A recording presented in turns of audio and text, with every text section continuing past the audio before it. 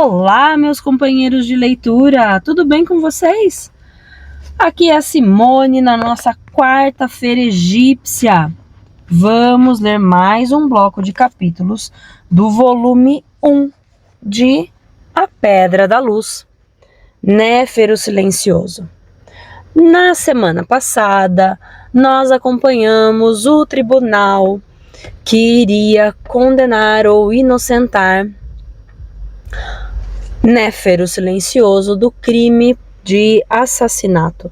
E no fim recebemos a surpresa da mulher sábia que saiu do povoado. Quem será que é essa mulher, gente? Tô super curiosa porque teremos um livro só dela. E que inclusive é o próximo. Vamos lá? Por favor, deixa seu like e a gente já vai começar a nossa leitura. Capítulo 40.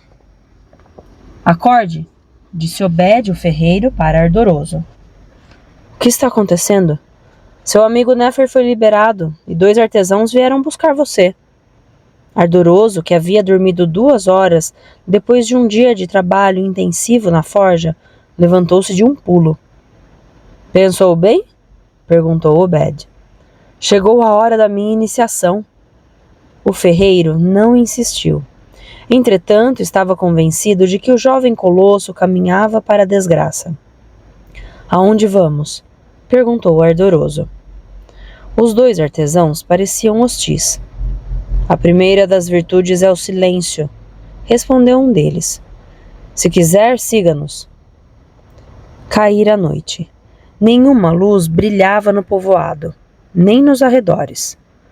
Com um passo firme, como se conhecessem todas as saliências do terreno, os 2 artesãos guiaram Ardoroso até a soleira de uma capela da necrópole, escavada na colina que margeava o lado oeste do povoado.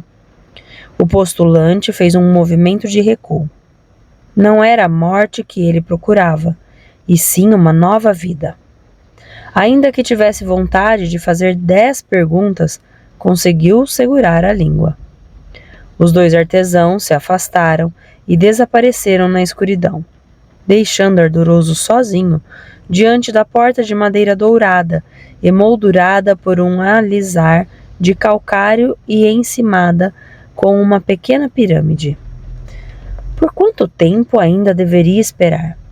Se a confraria acreditava que ia acabar com sua paciência, estava enganada. Agora que estava diante da primeira porta, Ardoroso não ia desistir. Estava preparado para lutar contra qualquer adversário, mas o que surgiu das trevas deixou-o arrepiado. Um corpo de homem, com uma cabeça de chacal, de focinho longo e agressivo, e orelhas pontudas.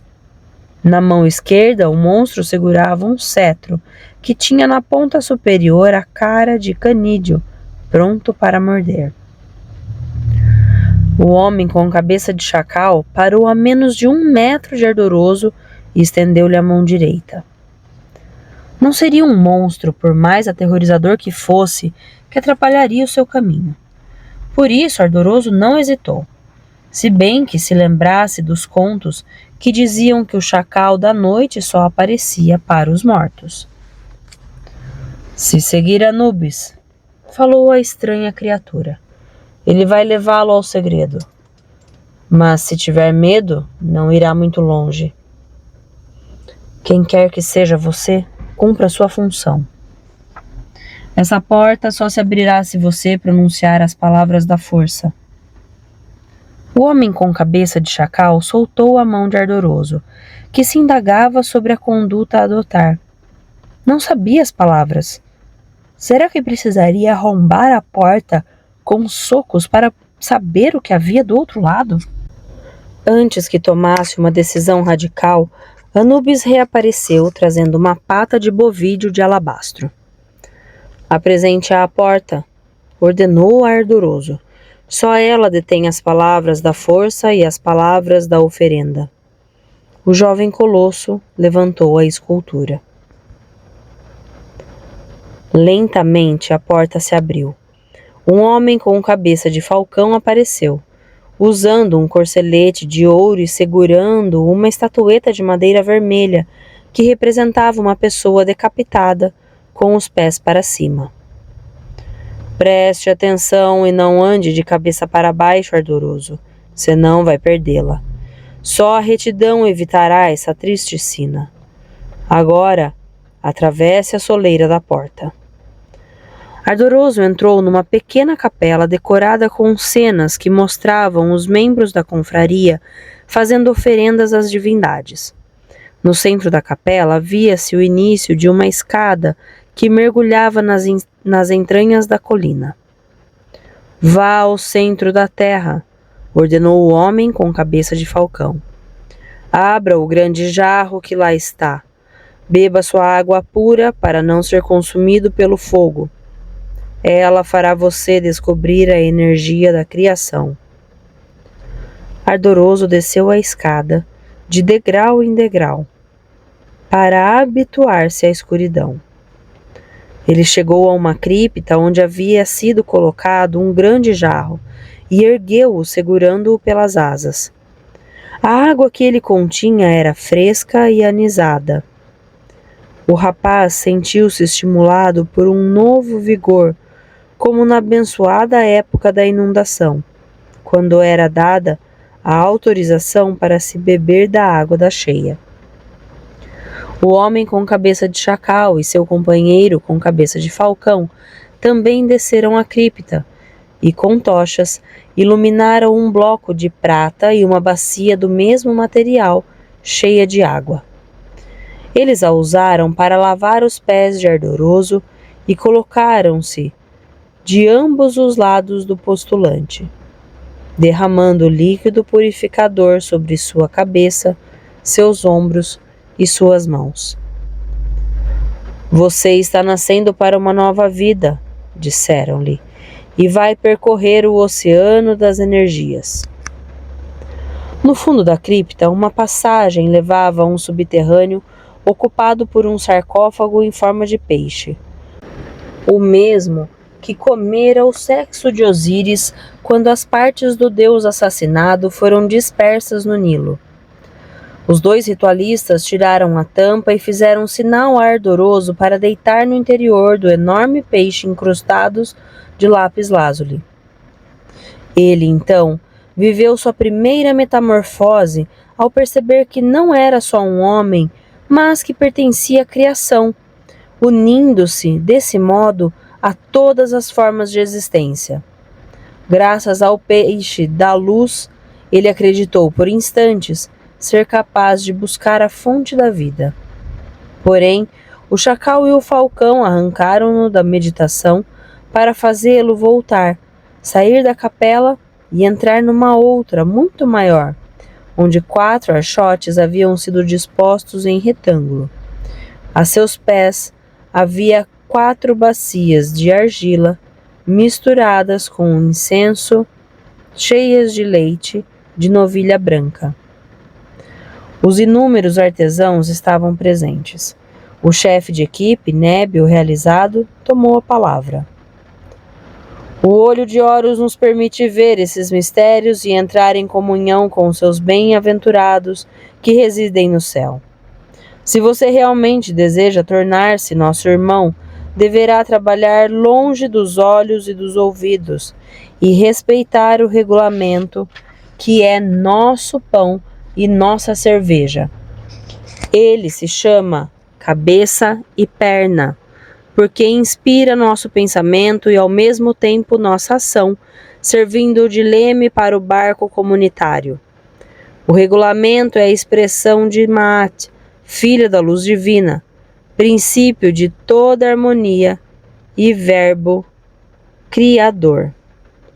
Insiste em pedir sua admissão entre nós e deseja conhecer a extensão dos seus deveres? Insisto e desejo, respondeu Ardoroso. Fique atento para realizar as tarefas que lhe serão confiadas, disse Nébio realizado.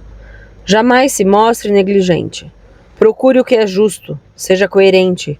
Transmito o que tiver recebido encarnando na matéria sem trair o espírito. Que o mistério da obra permaneça em segredo mesmo sendo revelado. Fique em silêncio e preserve o segredo. Vá ao templo se for chamado.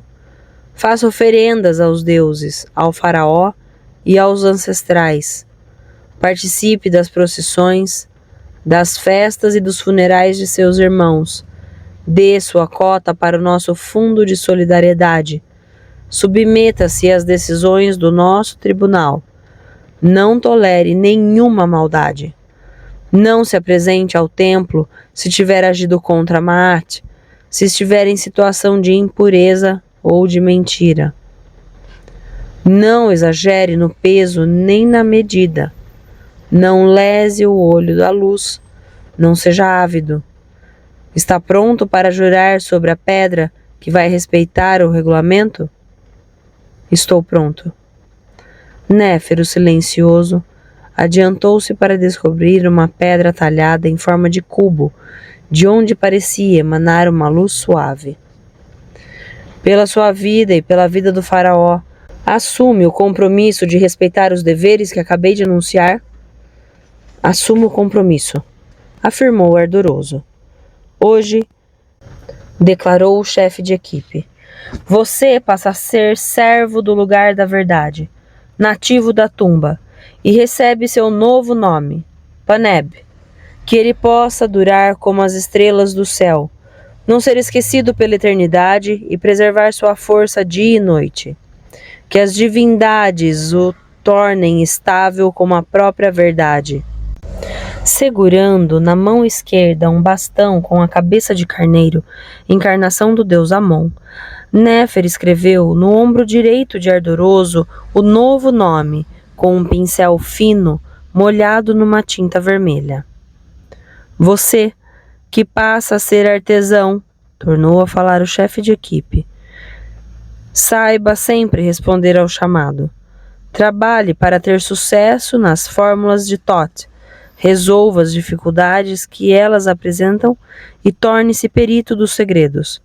Assim, você chegará à terra da luz. Paneb, o ardoroso, foi untado com óleos perfumados e ungüentos. Em seguida, vestiam-no com uma túnica branca e calçaram-no com sandálias brancas. Na língua de Paneb, Néfer traçou simbolicamente a imagem de Maat para que ele nunca mais pronunciasse palavras pervertidas. O chefe de equipe voltou a cobrir a pedra e apagou as 4 chamas, molhando-as na bacia de leite. Em seguida, os artesãos saíram da capela para contemplar as estrelas. Fim do capítulo 40. Capítulo 41. Quando raiou a alvorada, Paneb o ardoroso e Néfer o silencioso ainda permaneciam sentados diante da porta da capela onde Ardoroso fora iniciado.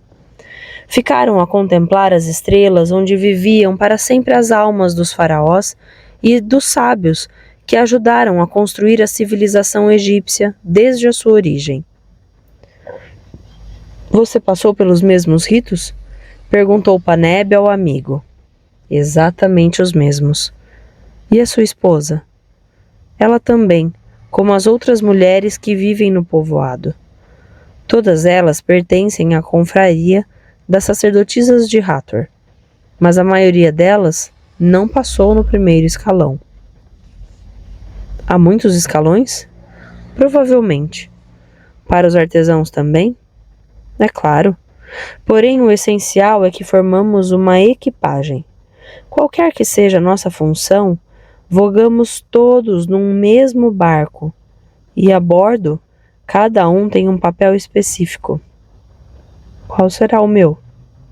Primeiro, tornar-se útil. Para os outros, útil à obra, e, além disso, aos membros da confraria. Que obra é essa realmente, Néfer? A construção da tumba real e tudo o que está nisso implicado. Graças a ela, o invisível está presente na terra e o processo de ressurreição se realiza. Entretanto, ainda temos muito que aprender antes de participar totalmente de uma obra. Enfim, vou desenhar e pintar. O mais urgente para você é aprender a ler e a escrever com as crianças do povoado. Eu não sou mais um garoto, protestou Paneb.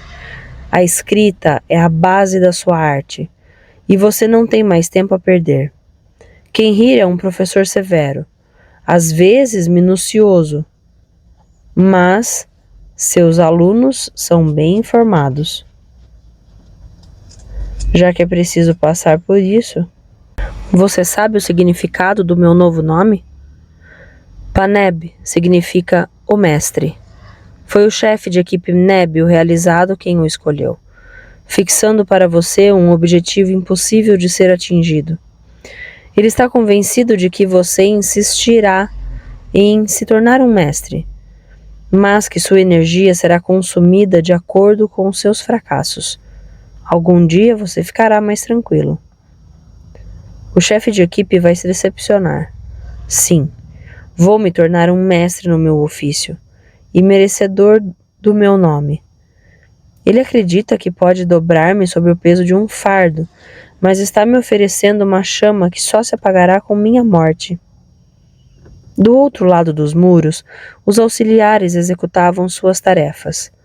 Descarregavam os burros, entregavam a água necessária às abluções matinais. O sol nasceu no lugar da verdade, no território onde Paneb, o ardoroso, ia viver a aventura que tanto sonhara. Finalmente ele descobrira o povoado, bem protegido pelos altos muros.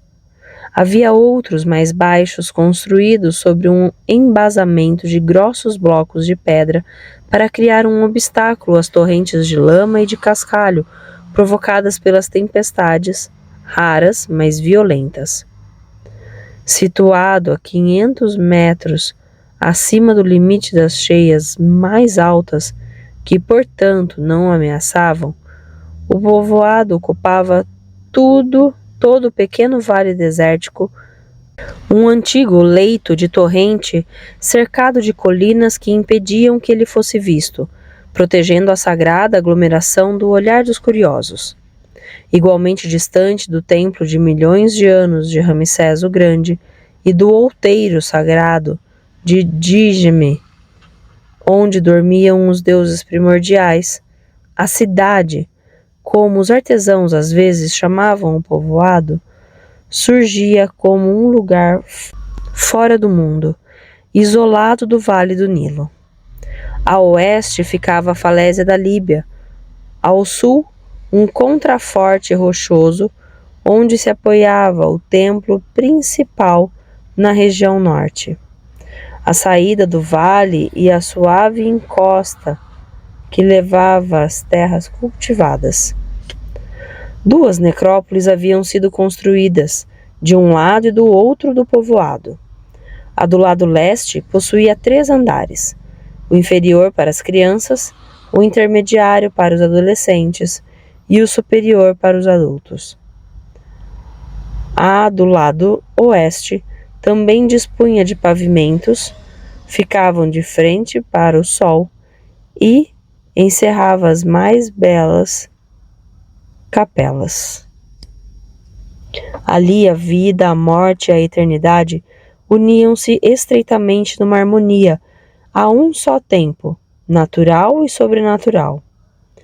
No território do povoado também havia santuários, capelas da confraria, oratórios, cisternas, celeiros e outras edificações sagradas e profanas. Venha, disse Néfer a Paneb. Vou levá-lo para casa. Você quer dizer que eu tenho uma casa? Uma casa pequena de solteiro. Não espere nada maravilhoso. Você também tem uma? Tive mais sorte do que você porque a minha está em melhor estado. Ninguém escolhe. O escriba da tumba é quem nos designa um domicílio e o chefe de equipe um lugar da capela para a confraria, onde nos reunimos. Quem realmente a dirige? o escriba da tumba, Kenhir e os 2 chefes de equipe. Eu deveria dizer equipagem, pois a confraria pode ser comparada a um barco. Nébio realizado reina a estibordo, do lado direito, e Carra a bombordo, o lado esquerdo. Você e eu fomos engajados na equipe do lado direito como aprendizes. Devemos respeitar os companheiros e os peritos que estão aqui há muitos anos e tiveram acesso às fórmulas do conhecimento. Quantos somos? Atualmente, 32 artesãos. 16 na equipe da direita, 16 na da esquerda. Antigamente havia mais, uns 50, mas alguns morreram e outros partiram atrás de novos horizontes. E o faraó prefere uma equipe menor e coerente. Sua admissão e a minha resultam de um milagre.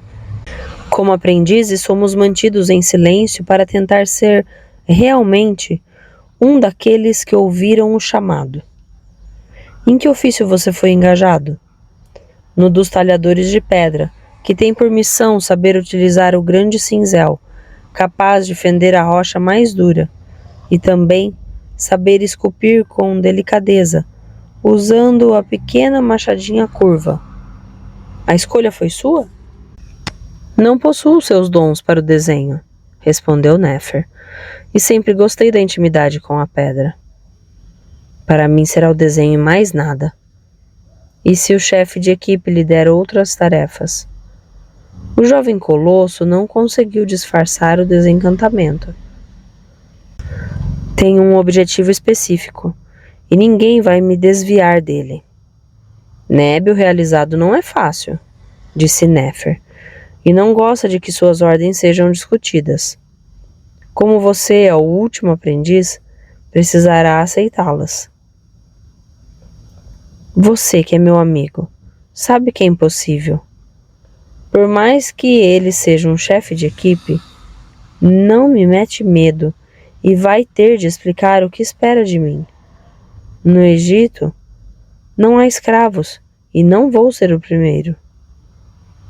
Néfer não insistiu, com medo de pôr mais lenha na fogueira. Os primeiros passos de Paneb seriam difíceis. Paneb explorou com curiosidade o povoado, cortado por uma rua principal no sentido norte-sul e por um segundo eixo perpendicular de menor importância. Dentro das muralhas havia 70 casas brancas onde viviam os membros da confraria, seus familiares e o escriba da tumba. Ao norte ficava a parte mais antiga, a primeira a ser habitada, que datava da época de Tutmés I. Os 2 amigos passaram diante da bela morada de Ramosé, onde ele recebera seu sucessor e filho espiritual, Kenhir. A casa dispunha de uma sala com colunas para receber os artesãos e de um escritório totalmente equipado.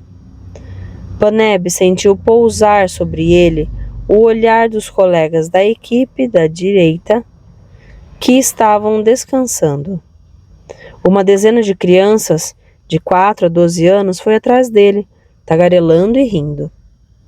A rua principal chegava a uma espécie de cruzamento, e os 2 homens viraram à direita, depois voltaram ao eixo principal para chegar à extremidade sul do povoado, onde ficava a casa que fora designada a Paneb o Ardoroso.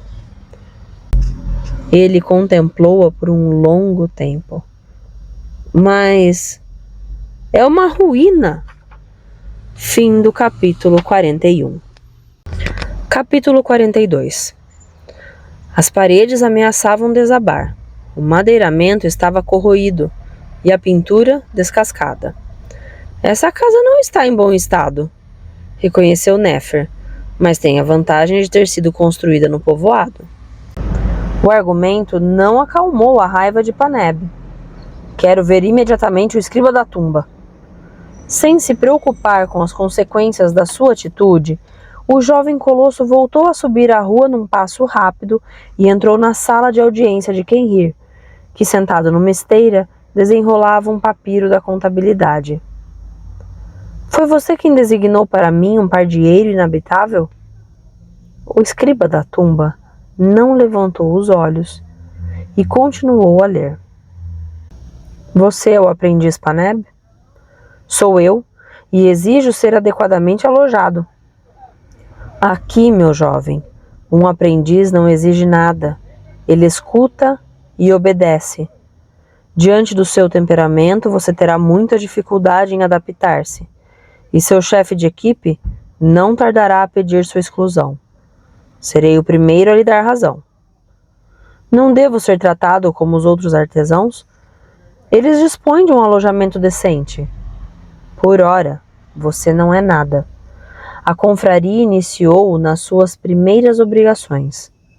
Mas o que você compreendeu da cerimônia? Ainda não passou nenhum dia no povoado e quer ser instalado como um alto dignatário? Quem você acha que é? Talvez pensasse que, pelos seus belos olhos, receberia uma bela morada, luxuosamente mobiliada, com uma adega cheia dos melhores vinhos. Não sabe que todos os seus colegas construíram ou restauraram suas casas, sem gemer e sem protestar? Ser beneficiado com um local e algumas paredes, mesmo abaladas, já é uma oportunidade extraordinária, sonhada por centenas de candidatos sem sorte. E você ainda ousa reclamar. A vaidade você acrescentou à parvoíce? Com preocupação, Quenrir continuou a desenrolar o papiro, dando uma olhada nos números escritos. Paneb fervia de raiva, não sabia se pegava o escriba e o jogava para fora do covil ou se destruía seu material. Ainda está aí, aprendiz? Seria melhor transformar seu pardieiro numa casa habitável, porque ninguém vai ajudá-lo. Numa confraria como a nossa, não há lugar para quem não é autônomo.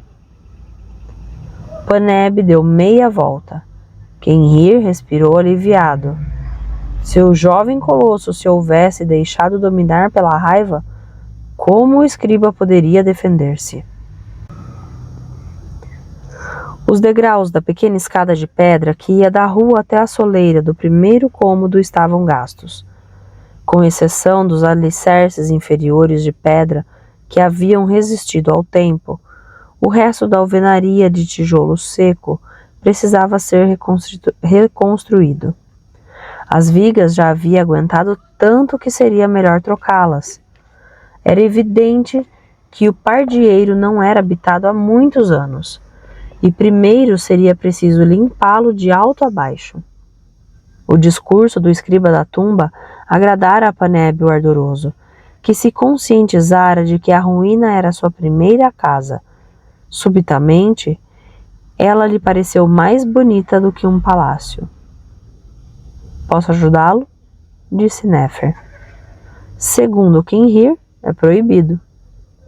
Há o costume, mas também há a amizade. Respeitarei o costume e farei sozinho a restauração. Alguns aspectos técnicos podem escapar a você. Cometerei erros, mas será minha obra. Em compensação, se você me convidasse para almoçar, eu não recusaria. Você pensou um só minuto que, claro, o havia esquecido? Embora a fachada da moradia designada para Nefer causasse boa impressão, o interior exigia uma restauração completa. Ele só tivera tempo de arrumar uma pequena cozinha, onde Clara preparava carne cozida e lentilhas com cominho. A fumaça saía por um buraco redondo no teto. Novamente, Paneb ficou impressionado com a extraordinária beleza da jovem, cujo luminoso sorriso obrigava os mais rabugentos a se mostrarem amáveis. Mesmo que ainda não tenhamos cadeiras, seja bem-vindo à nossa casa. Estou certa de que sua magnífica propriedade deixou-o entusiasmado. Paneb deu uma gargalhada. Você me conhece bem, Clara. Ontem eu dormi à luz das estrelas. Hoje corro o risco de ser esmagado sob o peso de velhos tijolos que podem desabar em minha cabeça. Mas enfim, aqui estou, com vocês, e estou morto de fome. Paneb, o ardoroso, degustou a melhor refeição da sua curta existência. O pão estava estalando, a carne era saborosa, as lentilhas macias e a cerveja suave. Um queijo de cabra completou o banquete. Amanhã de manhã, disse Clara, você vai buscar sua porção de alimento. Come-se assim todos os dias? Bem melhor por ocasião das festas. Agora compreendo porque é tão difícil entrar para a confraria. Alojamento gratuito, comida em profusão, um ofício apaixonante. Descobri o paraíso na terra. Mesmo assim, seja prudente, recomendou Néfer.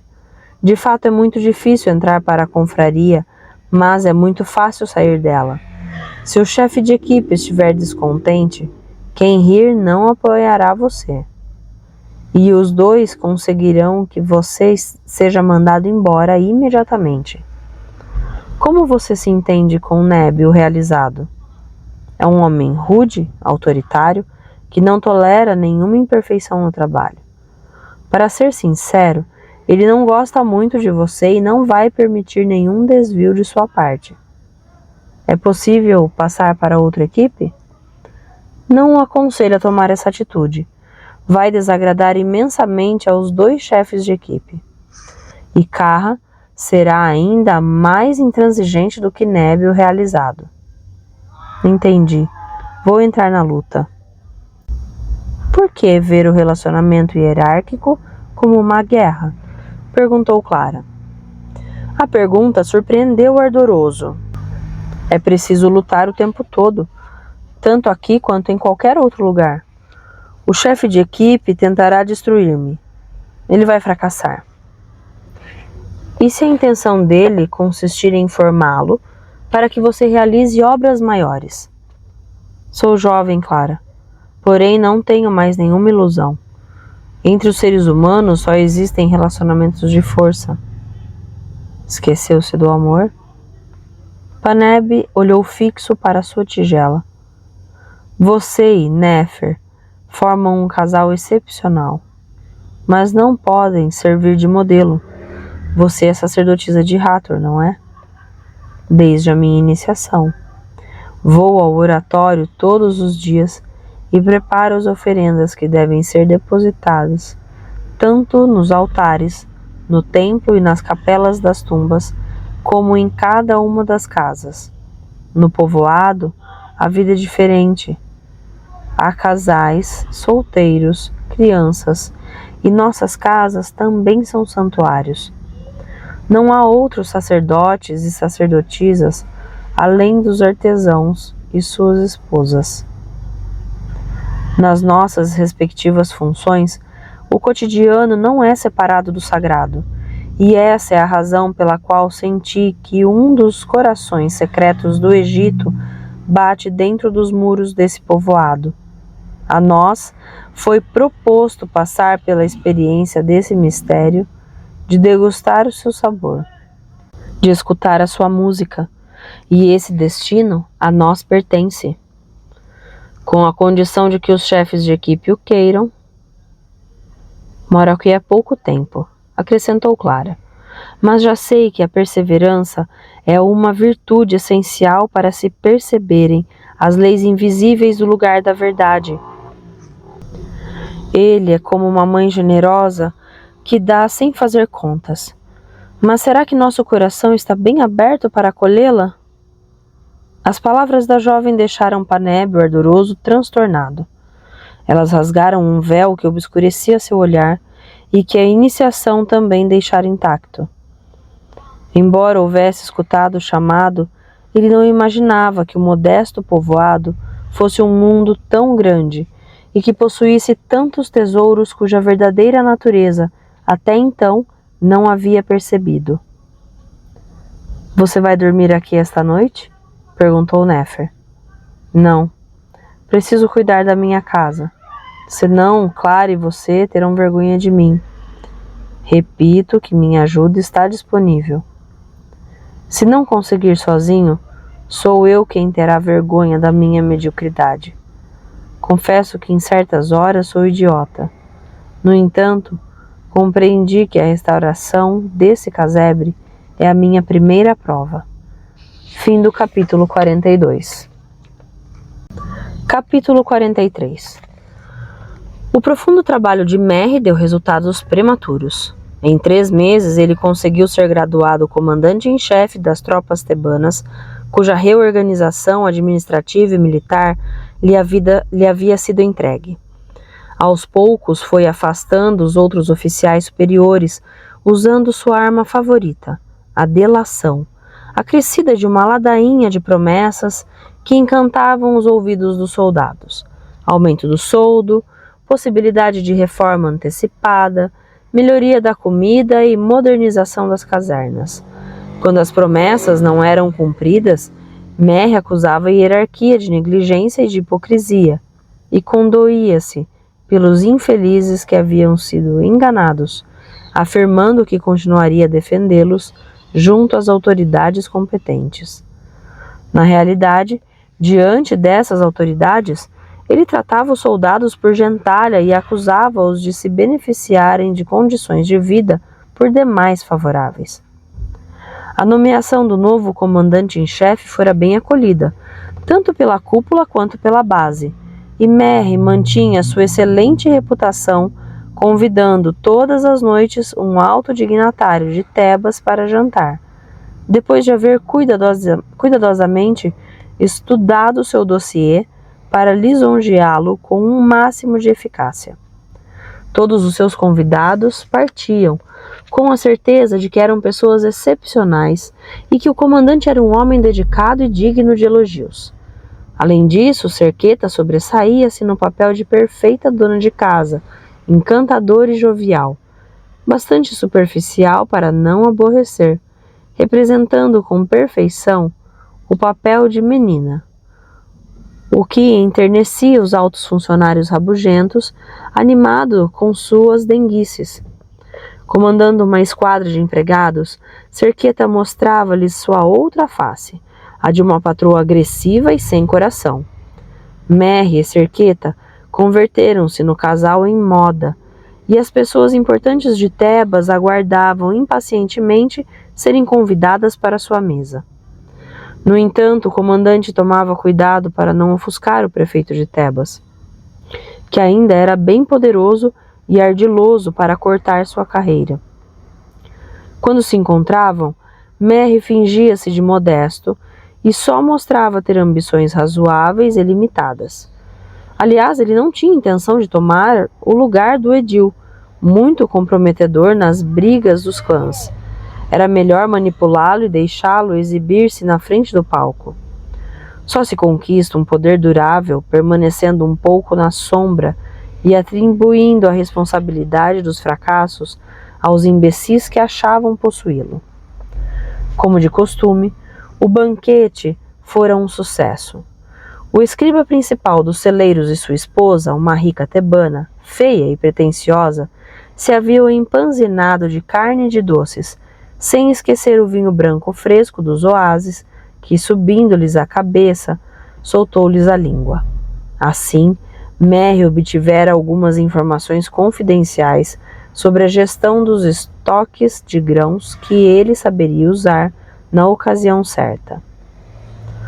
Finalmente eles foram embora, disse o comandante à esposa, estreitando-a com brutalidade. Eles foram os piores da semana, mas só vão falar bem de nós. Querido, tenho uma grande notícia para lhe dar. Um filho meu? Adivinhou? Um filho. Vou ter um filho. Você fez os exames de urina? Ainda não. Se for uma menina, você vai se decepcionar? Certamente. Mas você vai me dar um filho, tenho certeza. Repentinamente, Merry perdeu o entusiasmo e seu rosto se anuviou. Gostaria tanto de que seu pai partilhasse nossa alegria. Que pena. Ele está cada vez pior. Precisei modificar seus últimos relatórios por causa das aberrações que eles continham. O médico prescreveu-lhe um tratamento? Recomendado por mim, ele não falou com meu pai sobre a doença, que, aliás, é incurável, Trata apenas do coração que ele acha muito fraco. As emoções fortes estão proibidas. Estou com medo, Serqueta. Estou com medo de que ele cometa uma monstruosidade que arruinaria todos os nossos esforços. Principalmente porque vamos ter um herdeiro. É preciso pensar no futuro dele, meu amor. Fique tranquilo. Já entrei em contato com um jurista e expus-lhe nosso problema. Em sigilo, é claro. Qual a opinião dele? Já tomamos algumas disposições legais que proíbem meu pai de dilapidar minha fortuna, no caso de ele perder a cabeça, mas são insuficientes. Só em caso de loucura comprovada é que eu poderia administrar nossos bens. Você manteria o contrato de separação de bens? Enquanto não tínhamos herdeiro, era a melhor solução. Agora é diferente. Formamos um casal perfeito. Estou esperando um filho seu e você é um administrador fantástico.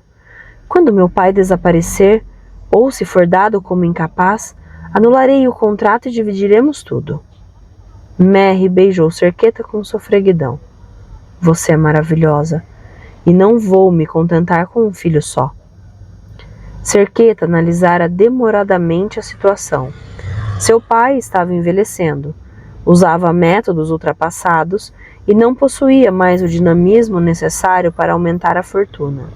Agora era Mary quem dava as cartas. Trapaceiro, mentiroso, cruel e hábil, ele progredia e ganhava terreno. Ter filhos com ele ou com qualquer outro dava na mesma. De qualquer modo, Serqueta não iria criá-los, e Mary teria diante dos olhos a prova da sua virilidade, a qual dava extrema importância. Em caso de divórcio, Serqueta ficaria com pelo menos 1/3 da fortuna e combateria o ex-marido na justiça para recuperar o resto. A anulação do contrato de separação de bens iria convencê-lo da confiança cega de uma mulher amorosa, ver Mary crescer mais e mais, recolher os frutos de suas manobras, depois devorá-lo como um louva-a-Deus. Com a perspectiva de um futuro tão excitante, Serqueta não corria o risco de ser dominada pelo tédio. Todos os dias, confessou o comandante, rezo aos deuses para que seu pai fique curado. Se lhe acontecesse alguma coisa de mal, eu ficaria arrasado. Não duvido nem por um segundo, meu amor, mas estarei ao seu lado para superarmos esse sofrimento terrível.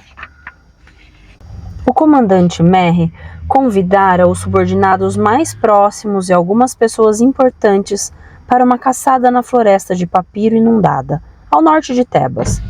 O administrador principal da margem oeste, Abre, estava morto de medo.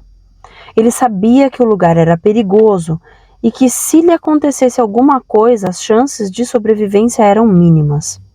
Um hipopótamo furioso poderia virar um barco com a maior facilidade. Um crocodilo poderia atacar a presa com uma agilidade inacreditável, e não faltavam serpentes d'água. O alto funcionário sentou-se ao lado de Mary, que com o bastão de impulso esmagara a cabeça de um passarinho do Egito. Matar passarinhos dava-lhe um grande prazer, e ele se vangloriava da sua agilidade inigualável. Poderíamos conversar em outro lugar? Falou Abre. Não confio nos seus colaboradores nem na sua esposa, retorquiu Mary. Desde que Nefer foi inocentado, o lugar da verdade readquiriu todo o seu esplendor. Atacá-lo pode ser perigoso. Essa também é a minha opinião. Por isso proponho desistir e nos restringirmos às atividades oficiais. Fora de questão, meu caro. Mas por que insistir? Admire esse lugar, Abre. Aqui a natureza se mostra com toda a sua selvageria e uma única lei: matar ou ser morto. Vence o mais forte. A prática de Maat consiste justamente em lutar contra esta lei. Maat não é eterna, exclamou Mary, dando um golpe com o bastão de impulso na direção de um martim pescador. Errou por alguns centímetros. Estou nervoso e me faltou precisão, deplorou. Na caça, o sangue frio é a melhor arma. Quer tentar? Não consigo. Vamos continuar, Abre. E você vai me ajudar. Este pequeno fracasso da justiça não arranhou a minha determinação. E tenho muitas razões para acreditar que alcançaremos o sucesso. O lugar da verdade é mais impenetrável do que uma fortaleza da Núbia. Nenhuma fortaleza é impenetrável. Basta pôr em ação uma boa estratégia. Atualmente, a confraria acredita que está protegida de qualquer ataque e continua a trabalhar na mais perfeita serenidade. E aí reside seu ponto fraco. Uma gineta saltou de uma ombrela de papiro para outra, a fim de escapar dos caçadores, enquanto os patos davam um alerta soltando gritos apavorados. Paciência. Uma diligência sistemática e nenhum deles escapará. É essa a sua estratégia contra o lugar da verdade? Em parte, meu caro. Ainda vou acrescentar outros ingredientes. O que você soube de novo? Nada. Depois que Néfer o Silencioso e Paneb o Ardoroso entraram na confraria, Paneb, o mestre, os colegas fixaram-lhe um belo destino. Não acho que esse tipo de nome tenha alguma importância. Você não conhece os artesãos Abre. Tenho certeza de que eles não deixam nada ao acaso e que devemos levar em conta qualquer indício. Você estabeleceu algum sistema de vigilância para alertá-lo quando um membro da confraria sair do povoado para viajar? Isso foi feito, mas sem nenhum resultado por enquanto. Se algo acontecer, avise-me imediatamente. Já é tarde. Não é melhor voltar para a cidade? Preciso matar mais passarinhos. Fim do capítulo 43. E fim de mais um bloco de leitura. Gente, olha, agora eu quero ver. A víbora tem outra víbora em casa. Eu tô achando que a Serqueta vai dar uma grande virada de chave nesse nosso livro, nessa nossa história, hein? O que vocês acham? Comentem aí comigo, troquem impressões, experiências. Vamos, eu quero conversar. Um grande beijo para vocês. A gente se encontra novamente na próxima semana. E 2025 acabando. Dezembro já na metade praticamente. Ah, meu Deus! Até semana que vem. Um grande beijo. Tchau!